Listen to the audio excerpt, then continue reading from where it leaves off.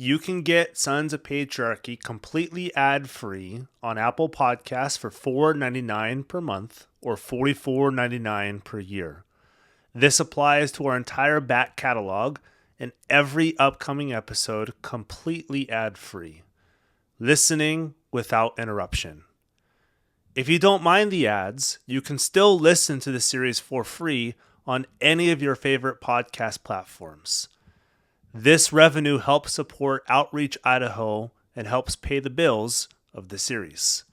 Now, on to the episode. Quick announcement before we start this episode. We've launched our website and initial line of merch. Go to sonsofpatriarchy.com and pick up a t-shirt, a sticker, or a crew neck fleece, or all three. And wait till you see our design. We went bold. A link to the website is in our show notes, or simply type sonsofpatriarchy.com into your search bar. Now, on with today's conversation. All right, all, welcome to season 2 of Sons of Patriarchy.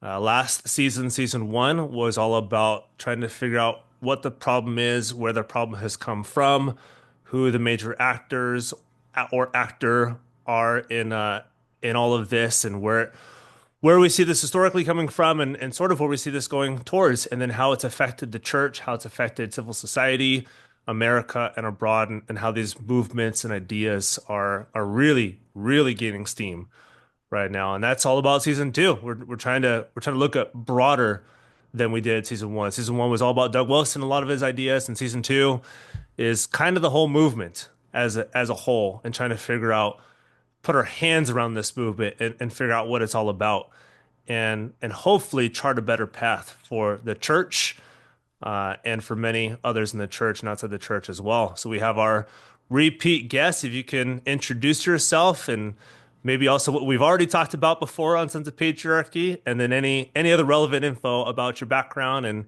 what you do. Sure. Yeah, my name is David Koyzis. I am an academic political scientist. I have a PhD in government and international studies from the University of Notre Dame. And I taught for 30 years undergraduate political science. I retired 8 years ago, and since then I've written. I just recently published a book in November of last year called "Citizenship Without Illusions," and the title of my first book was "Political Visions and Illusions," and it's about the role that political ideologies play in in political life. And in that book, which was first published in 2003, the second edition came out in 2019.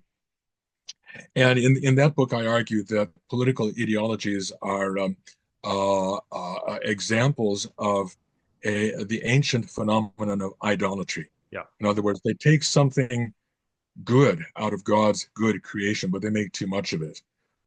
And one of the differences between the first and the second editions is that in the second edition, I talk about the redemptive narratives that are underpinning the various ideological visions.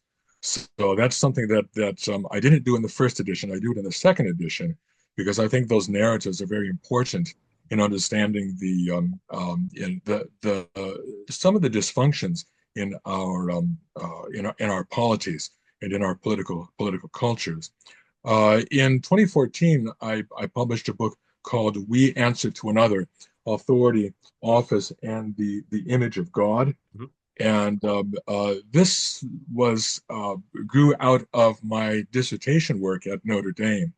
I wrote my dissertation on two political philosophers, one of whom was Herman Dooyeweerd, a Dutch Reformed Christian political philosopher in the Netherlands, 1894 to 1977.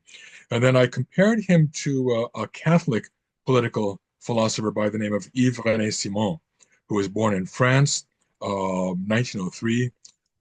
He came to the United States, a visiting professor at Notre Dame, just prior to the beginning of the Second World War.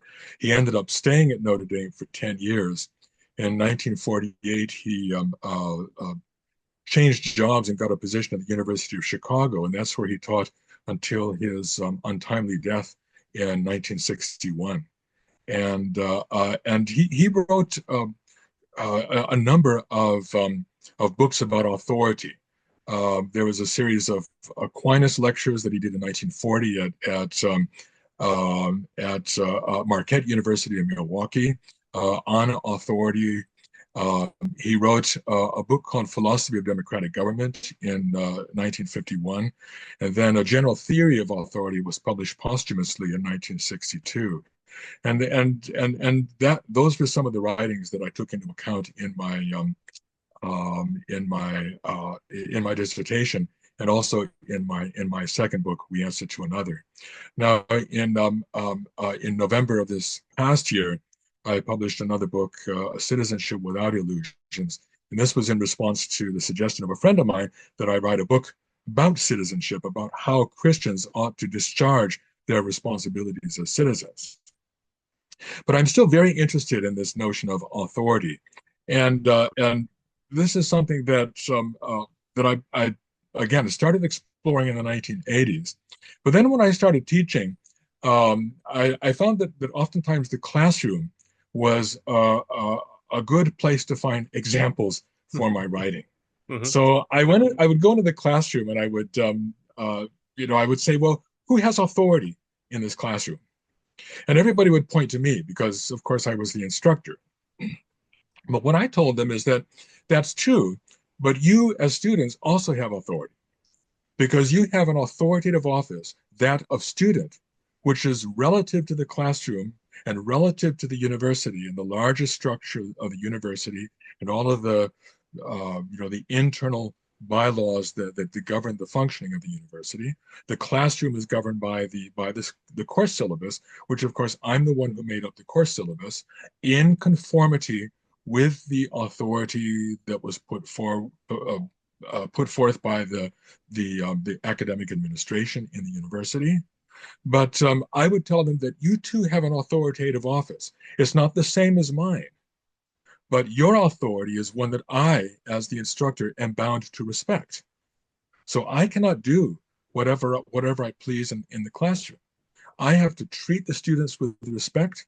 I have to mark their work and return it in timely fashion, and that's all about treating students with respect. Uh, uh, Along with the fact that they are treating me with the respect due an instructor in that particular course. So I firmly believe that every human organization is suffused with authority from top to bottom and from bottom to top. You don't just look at the higher offices and say that's where authority lies. Authority suffuses an organization, a community, from top to bottom, and it's not an egalitarian understanding of authority, but it is it whatever that authority is, even if it's in a workplace, in a business enterprise. The managers are responsible for respecting the authority of the people, of the employees that are working under them, because they too have an authoritative office relative to that community. Hmm. Hmm. Um, well, this is all sparked by an email conversation that we had after our first episode came out, the idolatry of politics, which was based off of your political visions and illusions and the redemptive visions that some of these political ideologies have, and how they either parallel or intersect um, or try to overlap with or take over the Christian story or contradict the Christian story in some way, shape, or form. And as you talked about, all of them in some way, shape, or form contradict the Christian story because they're either trying to provide a redemptive story of their own, or there is no redemptive story. It's you work for work's sake. And then you emailed me about this book that you had from 2014, and you provided much the same explanation that you just did for the audience now. So I'll ask, why does this is going to sound like a strange question, a very broad question. Why does any of that matter? Why does authority from top to bottom, authority from bottom to top, and the classroom example matter for our current political discourse and how we understand authority in the US and abroad? Because I think Simon in his writings emphasized that after the French Revolution, authority had acquired a bad reputation. Hmm. People thought that authority was something bad, and that insofar as we could diminish our dependence on authority, then things would be better. And I don't find that persuasive because authority, insofar as we are human, we possess authority. We possess a God-given authority, which others are bound to respect. And authority is again, it's not something that can be identified only with offices in a hierarchical organization. The organization may indeed be governed hierarchically. There's nothing amiss in that, but when people start to assume that that's the only locus of authority and that people under them do not possess authority, that's when abuses are likely to take place. And that's one of the reasons why authority has acquired a bad reputation since 1789, because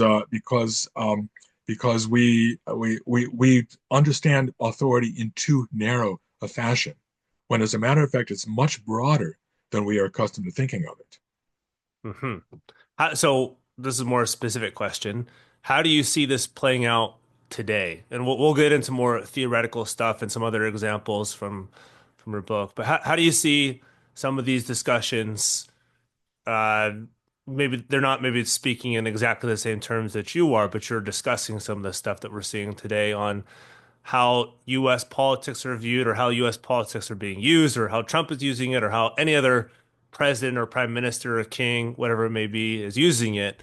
Um, what does that look like, I guess, on the ground, whether it be real-time examples or historical examples? Yeah. Yeah, that's a very broad question. I mean, I could, it's one that Yeah. I would almost have to ask you to talk about specific context, because in there's authority in the family, Hmm. there's authority in the gathered institutional church community, there's authority within a political community, authority in the business enterprise, authority in labor unions, and so forth. And in each of those, you're going to find authority capable of being abused. And once again, it's not to say that that discredits authority, because everything about human beings, all the gifts that God has given us, including this very basic grant of authority, is something which we are capable of abusing simply because we are sinful human beings. So you don't have to look very far in the political realm to see political leaders who are abusing their authority. I think the most obvious, well, maybe a couple of obvious examples right now would be Vladimir Putin Hmm. in Russia. And I used to teach Russian politics. I went through a number of permutations. I think in the end it was something like an area studies, Northern Eurasian politics after the started out as Soviet politics and back in 1991, and I had to change that rather quickly because the country broke up during that semester that I was teaching in. Hmm. But Vladimir Putin, after a fairly good written constitution of the Russian Federation, 1993, that was approved by the Russian people when Boris Yeltsin was president. Uh, Vladimir Putin it did not constitute a barrier to Vladimir Putin acquiring autocratic powers. Sad to say, if you read the document, it reads very well indeed. But there is something in the Russian political culture, going back centuries, they tend to vacillate between maybe more liberal leaders, more liberal czars, and then the more xenophobic, autocratic type of leaders. Gorbachev was the more like Alexander II, who liberated the serfs in the 1860s. Vladimir Putin is more like Alexander III, who is much more autocratic, or Nicholas I in Russia. And and when you get a person who gets that kind of power, who acquires that kind of power, the temptation to abuse it is going to be very great indeed. Vladimir Putin expressed the regret that the Soviet Union had broken up. So to attack Ukraine makes a great deal of sense according to his particular worldview. He was a KGB operative in the old Soviet era. He would like to bring back the Soviet Union. If that means launching a war against Ukraine, um, so be it. And those are the kinds of abuses that we're seeing. I could also go to Xi Jinping's China as well, threatening Taiwan, trying to put down any kind of pro-democracy movement in Hong Kong. Hmm. Um, so you've already talked about this a little bit, about some of the abuses and authority. So if you can set a foil between how you're defining authority and then how it's either been defined poorly or maybe people haven't defined it particularly, but it's been abused. What does that foil look like between authority um, well exercised and authority either abusively or poorly exercised?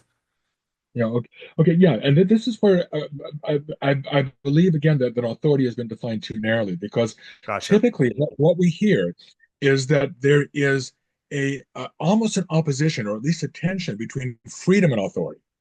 So insofar as I am free, I am ostensibly less under authority. Okay. Okay. So and in some respects that's true with respect to say parental authority. So, Yves René Simon said that parental authority is substitutional insofar as it substitutes for the maturity of the child. But as the child grows to maturity, then the parents increasingly step back and they allow the child, the adult child, more freedom, or the adolescent more freedom in setting the course of their own lives. So that's but I would make a different kind of an argument. I would alter that just very slightly, and I think that will change the terms of the conversation. That what is happening is that the parents are relinquishing their own immediate authority over the child, recognizing the authority that is being acquired by the child over the course of his or her own life. This is something that's important to us because as we're recording right now, our daughter will be getting married in 10 days. Mm-hmm. So we're literally preparing the wedding, and so I'm recognizing that, as children grow up and as they take on adult responsibilities, as they get a job, as they um as they get married, as they have children and so forth, then Simon says that parental authority aims at its own disappearance. So it exists only for a period of time until the child gets acquires the maturity to be able to to discharge the responsibilities of an adult.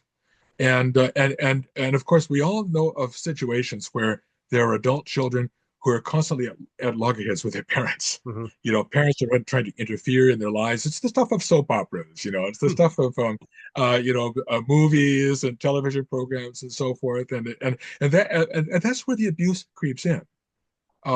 Now, not all authority is substitutional.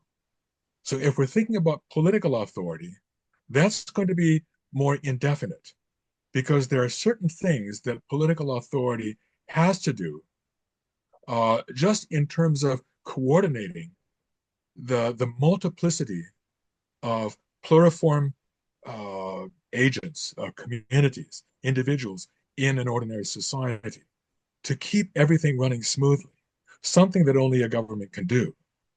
And so, in that respect, the authority of a government does not aim at its own disappearance. But nevertheless, because of the coercive power that is in the hands of the government, the temptation to abuse that power is very great indeed. And that's why we need to have constitutions.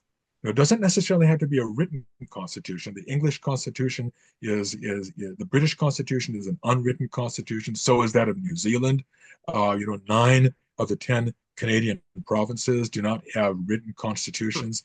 Canada's constitution is only partially uncodified, shall we say. It mentions the Queen and the Governor General, doesn't mention the Prime Minister and the Cabinet. Interesting. So yeah, but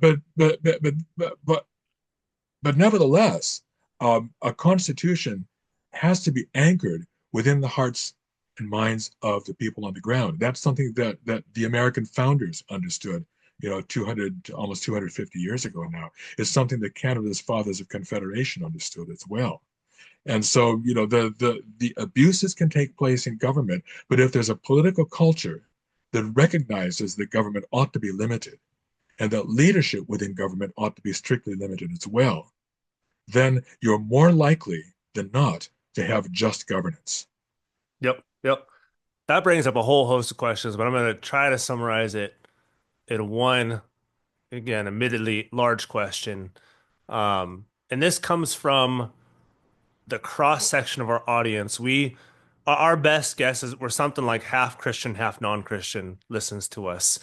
It's pretty broad, from reform to progressive to deconstructionist to other religions. A lot of different people and backgrounds listen to us, and what they might hear sometimes, especially from Christians and Christians in political office, is the authority of God is, which we might agree with, but then kind of tinker with a little bit, is over all people in the same way, and all people have to obey it in the same way as Christians do. Um, and that authority exclusively comes from God alone. But I want to ask a slightly different and strange question for those who don't come from a religious background or don't believe in any higher power or any image of God, um, and then wonder, because I think they're the ones who generally say, no authority over me. I'm an individual. I make my own rules. There's either I have authority within myself, or there's no authority outside of me. Kind of what you said, that the authority too narrowly defined. Um, what does authority look like, and how, I guess, how is it constructed in some sense? And like this can go into a bunch of different directions, but how is it constructed without God? What does authority look like in these governmental structures that are not founded upon God and his authority that he has then given to his image bearers? Right, right. Yeah, that's something that um, Hannah Arendt was a German Jewish political Yep. philosopher, 1906 to 1975. I think those are her years. I actually wrote my master's thesis on her Hmm. thought Hmm. 40 some years ago, and she believed that in the absence of something like the laws of Moses, she was a non-observant Jew. Yep. Uh, she believed that something like an initial act of foundation would have to bear the authority of a particular political order or political system. So she was an admirer of the American Constitution, Hmm. believed that this act of foundation at the end of the 18th century bore sufficient authority to anchor the American polity. So the Constitution, not just the written Constitution, but the very act of constituting the body politic to begin with, would uh, would um, would bear the kind of authority that Americans would be able to live under as a particular political community. Now one can argue whether that's going to be sufficient or not, but those people who think that they themselves can function without authority are deluding themselves because we are always answering to some authority of some sort. And again, this is something that the American founders understood. It's something that our fathers of Confederation here in Canada understood as well. So something, we are not autonomous. Every choice that we make is conditioned by something outside of us, by parental upbringing, by the influence of peers, by the influence of, if we are members of a church, by our fellow church members. Hmm. But something is always going to be conditioning and influencing the decisions that we make. So we are constantly under authority, even if we fail to recognize it. Hmm. Hmm. Yep. And we were talking about this before recording, and this is part of your email to me, that we actually had a pretty good chunk of season one, at least one of the episodes, if not two of the episodes, that were devoted to Catholic political thought, Catholic integralism, which we made no bones is far more well thought out than any Christian nationalist thought. And it's not even really the same thing, which we tried at pains to describe what integralism is, and it's more historical foundations, I guess, within the Catholic Church, but then how it actually plays out in political authority, and then Christian nationalism, at least the modern version of Christian nationalism versus what people suppose is some past version of it. But you talk about Reformed and Catholic political theories around authority. So if you can roughly sketch um, whatever it be schools of thought or individuals on how the Reformed and Catholic approached authority, approached political theories in general, that we can move more specific after that.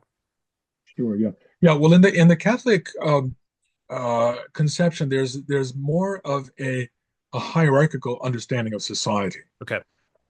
So you would have God, you would have the institutional church and the various hierarchs within the church. Below that, you would have the state.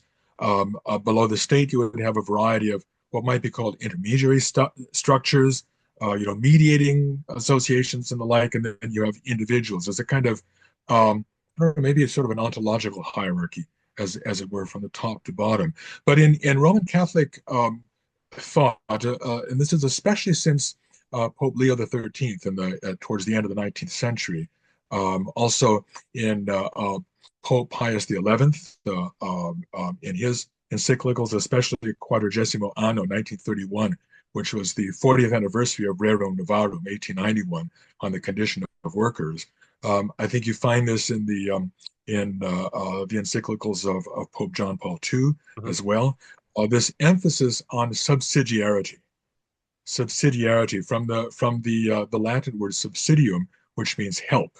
If you're giving subsidies to a particular company or farmers or something, you're helping them in concrete financial ways.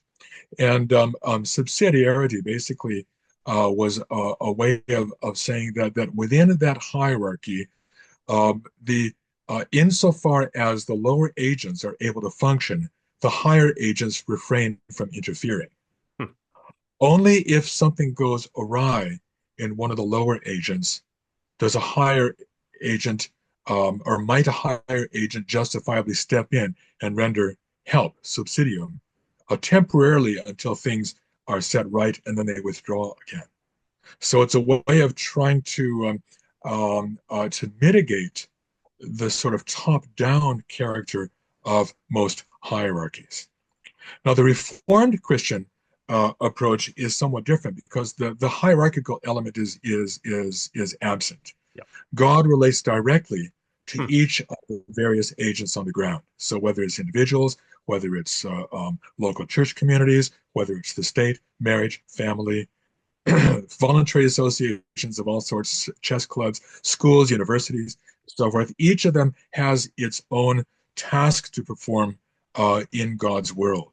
And that was something that was articulated especially by Abraham Kuyper. I was just Um, about to say this sounds precisely like the sphere of sovereignty, which people get wrong right. on Kuiper, I think, all the time. And this sounds much closer to what he said. Yeah, that's right. Yeah, 1837, 1920, those are Kuyper's years. 50 years ago, this year, I discovered Kuyper. Hmm. Very few Christians that I knew of knew anything about Kuyper. Now, a lot of people know about Yeah. Kuyper, half a century later. But a lot of people get him wrong. So, yeah, this recognition that what I call in my writings the pluriformity of society, or the pluriformity of authorities. So, we don't look to one particular uh, social function or social formation as being the binder of all communities and the creator of communities, least of all the state. But the state has the function of doing public justice, of ensuring that the various communities relate to each other in a proportionate, balanced way.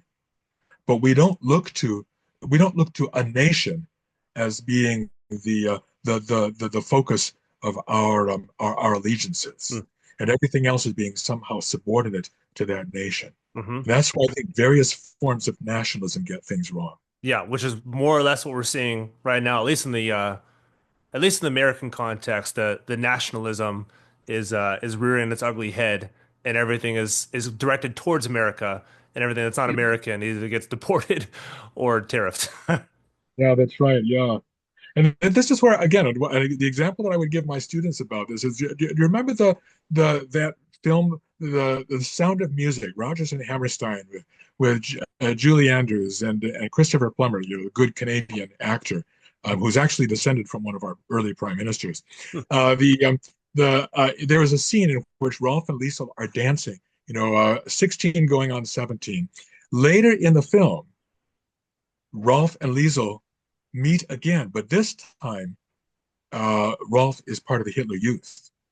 And all of a sudden, he becomes distinctly cold towards Liesel, whom he was in love with earlier, because now the nation has now taken over. And even an ordinary adolescent romance now comes to be subordinate to the to this idol, this false god of nation. And so that's illustrated in a very concrete way in that movie that everybody loves to watch. Hmm, that's true. Yeah, that's very true. That's a very striking way. And this is pure curiosity, and I'm not sure if you know where it comes from, but at least a lot of I think very poorly constructed, but very loud reformed voices now are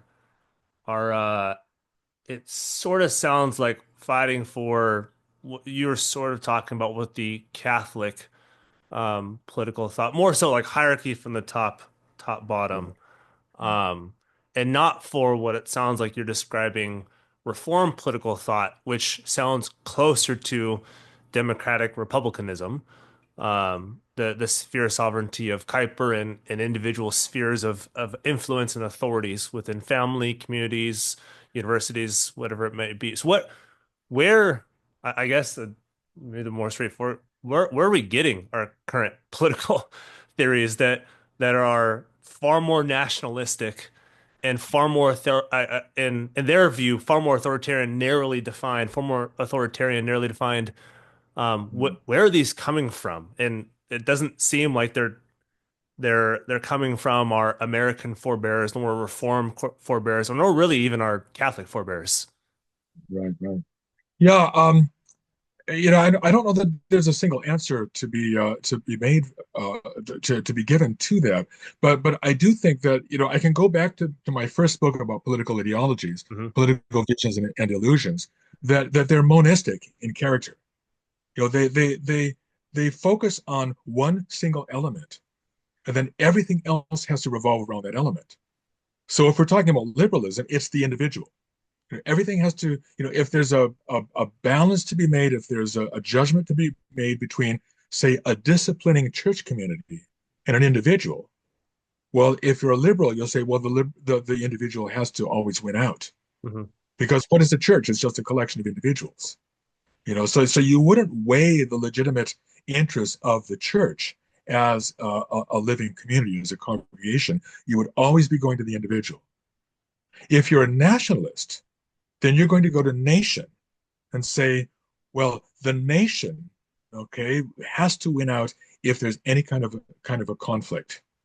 And the nation tends to be identified with the state. So if who speaks for the nation? Well, the state.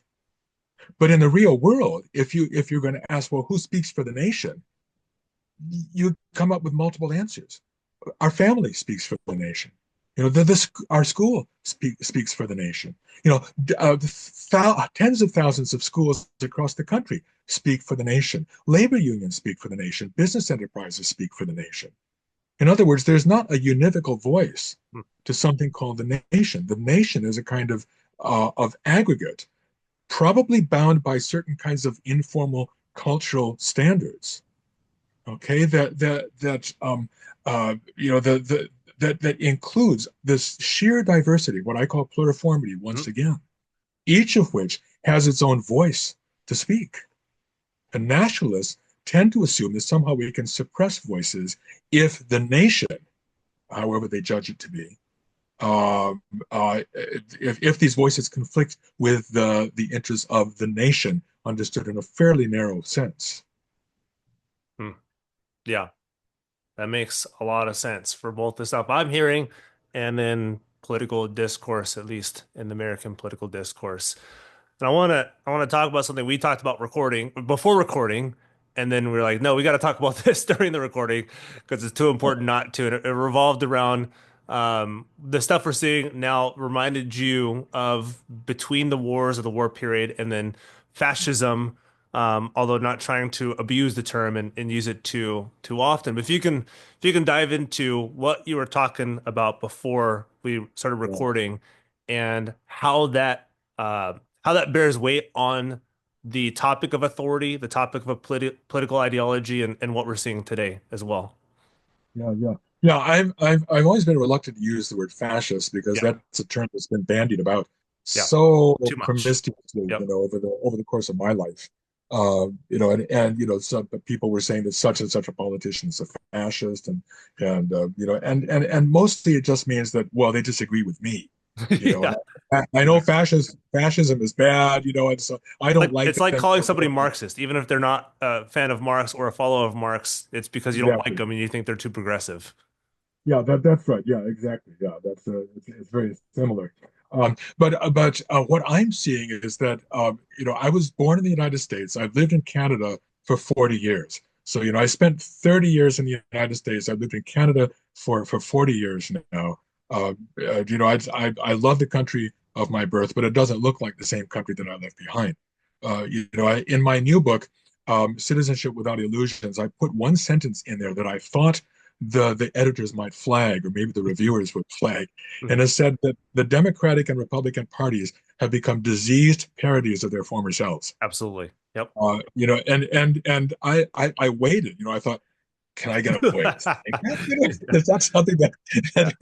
they could have said, oh, Koyzis, you can't say that. You can't put that in a book that we're publishing. This is university press, but they left it in, and I think probably on some level, a lot of people realize that's correct.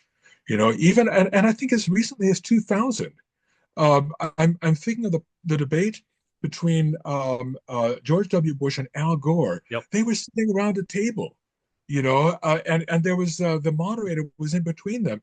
That was very gentlemanly, and quite a bit of the time they agreed with each other and said, "Well, I agree with you, but I think the way that we need to go, I disagree with the means that your party Yep. thinks we need to use in Yep. order to get there." That was possibly the last real how should we say Like discussion between two political parties that was substantive, that disagreed, but and then also, civil. yeah, Yeah, was civil. Yeah.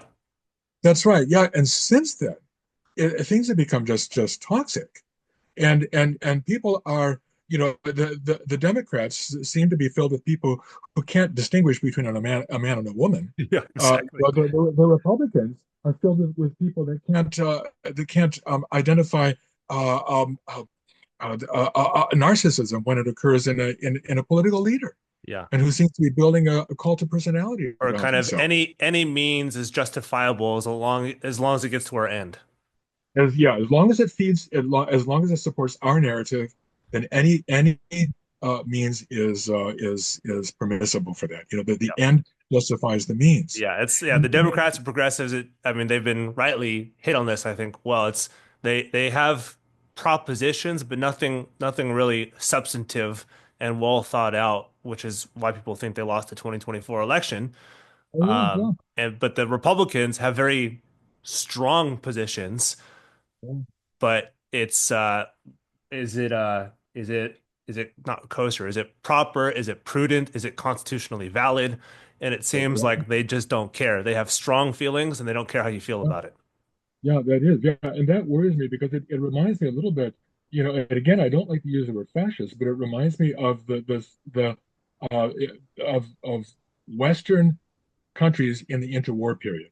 Yeah. After 1918 to what 1939, the interwar period, where you had people that were concerned, rightly concerned, about the advance of Bolshevism at the other end of the continent. If you were living in Spain or France or wherever, concerns about that. And you have somebody like a Stalin who gets into power by the late 1920s, after Lenin's death, and the real danger that comes from Bolshevism and from parties within those countries that were favoring Bolshevism in some fashion. And then in that context, you had groups of people, including devout Christians, mostly Catholics, because if you go to a country like Italy or France or Spain, recognizing the threat to the faith from communism, and then aligning themselves with autocratic leaders Hmm. who promised to deliver them from Bolshevism. Yeah. And of course, that did happen in Hungary under Admiral Horthy. It happened in Italy under Mussolini. In France, it almost occurred in 1934.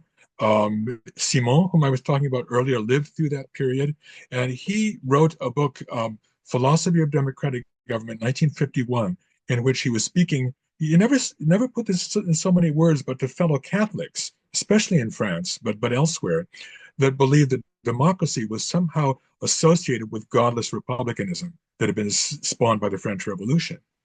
And he tried to make a case for democracy based on Aristotelian Thomistic traditions that were more amenable to Catholic faith. And almost a fascist overthrow of the government in France in 1934. Hmm. He and other peoples like Jacques Maritain, signed a petition called "For the Common Good" against the very trends that threatened to upend the French democracy in the Third Republic at that time. So I find some parallels with what happened in Europe between the wars and what's happening in North America right now. And Yeah. that worries me. Yep. Yeah. You very much see that, and especially in the rhetoric that, and it may just be the stuff that I'm seeing or the stuff that's been curated for me via social media or news sites, whatever it may be. So I fully admit that. Um, and I'm no fan of Trump, nor have I ever been a fan of Trump. So I'll put all my cards on the table for that. But it's at least the rhetoric from 2024 and somewhat from 2020 was Christians and our way of life is under attack, and the woke, liberal, progressive Democrats are taking over the country, and free speech is a lot. And in some respects, there's truth to some of these things. Oh yeah, yeah, Uh, absolutely. but then you would get Trump saying like, well, we just like you need a strong man, and I'm your strong man, and I'm gonna make sure that you guys, that all the Christians out there have your freedoms, and if that means other people's freedoms are, maybe he wouldn't say this directly, and maybe he has, and I Uh, haven't heard it, but other people's freedoms are suppressed in some sense, and we deport people who don't fit our national identity, don't fit our cultural identity, all for the praise and the flourishing of a specific people group whom you that's may or right. may not fit into. That's right. Yeah, yeah. And that's one of the characteristics of the interwar period is to try to narrow. We're the true Germans. Okay. We are the true French or the true Spaniards, true Italians, and so forth. And there are other people that are scapegoated because they're not part of this particular in group. Now, one of the things about American nationalism traditionally is that it was non-ethnic. It was based on adherence to the ideals Yep. Yep. of what it means to be an American. Yep. But at different periods throughout American history, there have been nativist sentiments. In the 19th century, parts of the 20th century, it seems to be coming back now. The Know Nothing Party of the 19th century, a kind of a secret society, as it were, whose members were not supposed to know what was going on or to divulge what was happening in there. So this is not the first time a kind of nativist sentiment has overtaken a certain segment of the American population. But at its best, the sense of the American nation is that it is not boundlessly inclusive, because there's no such thing as a community that can be boundlessly inclusive, but it's inclusive in the sense that you don't have to be part of a particular people group. You don't have to have a particular color of the skin. You don't have to you don't have to have a particular ethnic background. But you're an American insofar as you adhere to American ideals. Hmm. And that was always the American nation at its best. Now it's possible to make that into a kind of Of nationalism as course. well. Yep. You can make the political community into a kind of idol. So, it's not exempt, but Americans at their best did not fall into the kind of ethnic nationalism that you might find, I'm thinking of my big fat Greek wedding. Now I'm Greek on my dad's side. I'm Greek Cypriot on my dad's side. Yep. Gus Portokalos, who says that the Greeks invented everything. There are two types of people in the world: the Greeks and those who wish they were Greeks. I mean, that's sort of the ethnic nationalist Ah, caricature. And Americans, and I think Canadians as well. Canadians and Australians. I think the English-speaking democracies have always been more inclusive in the sense that they have refrained from declaring that there's a particular ethnic group that's the bulwark of the nation. hmm. Hmm. Hmm. So with all of this in mind, all this in the background, and the either abuse of authority or the narrowing of authority and authority structures, the end of your book, the pluriformity of authority, and people remember our first discussion, we talked a lot about pluriformity. You've already talked about pluriformity as well. So it's if it's been so poorly thought out or executed or exercised, what case are you making for how authority should be understood, how authority should be respected, or transferred or recognized? So if you can maybe talk Citizens Without Illusions is like the positive case from Political Visions and Illusions. What's the positive case for authority? What's a positive case for authority, hierarchy, for government, for political ideology? Well, we can't live without it. You can't live without authority.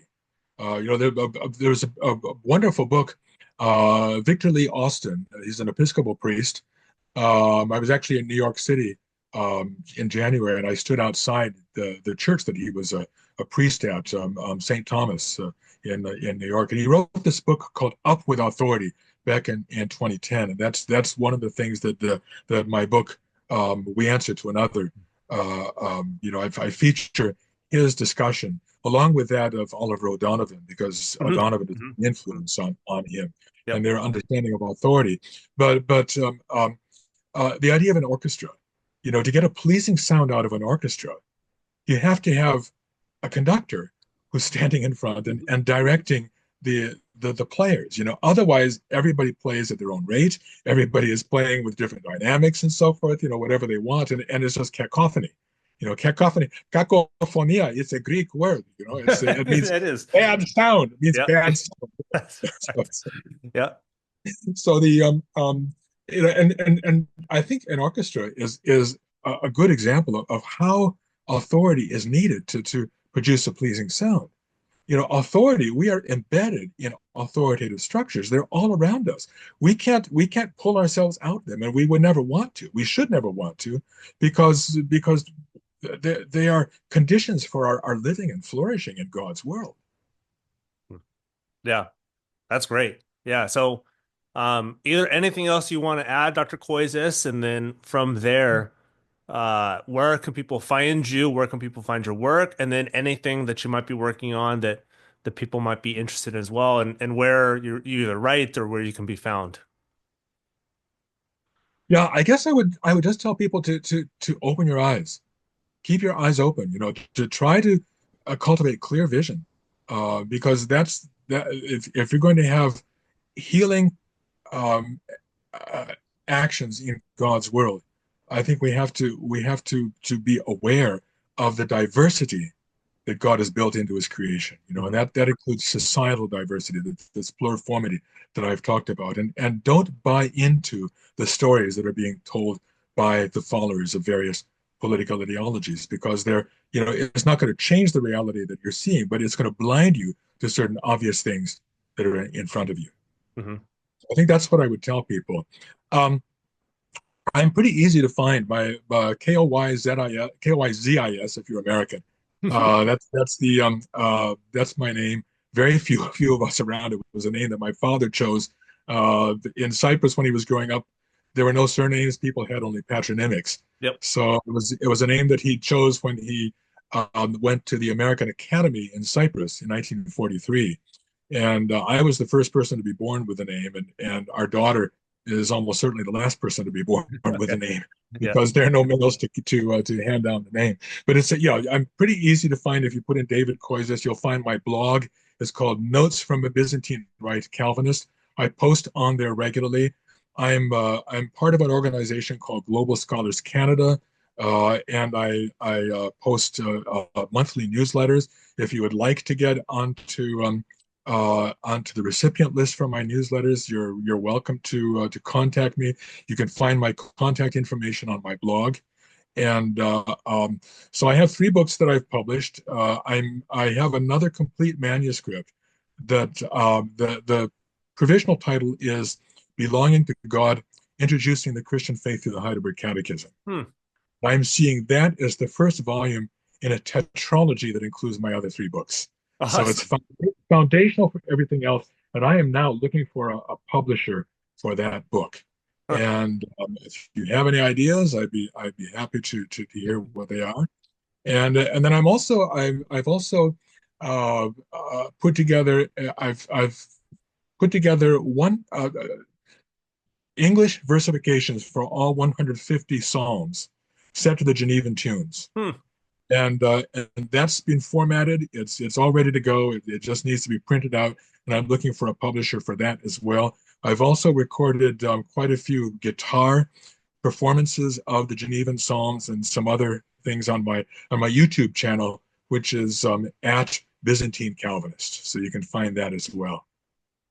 Awesome. Well, we will link all those in the show notes and try to find you a publisher for the Very manuscript and the cool. Genevan Psalter as well. All that sounds, and especially for me, I love the Heidelberg Catechism, so I Oh, am I am looking forward to that myself. That is the confession or catechism nearest and dearest to my heart. Even though I'm in the PCA, so our official confession and catechisms of Westminster, I am partial to the Heidelberg.